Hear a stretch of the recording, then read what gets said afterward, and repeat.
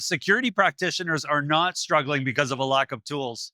They're struggling because of the complexity of their environments. Users, apps, and data are more distributed than ever.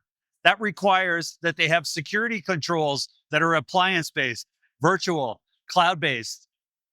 This is a user experience nightmare because imagine trying to configure policy across all of those different products.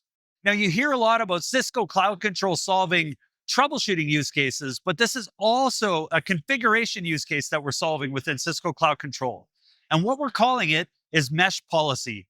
Mesh policy allows you to configure an intent in one place, and that intent is converted to policy in all the appropriate enforcement points.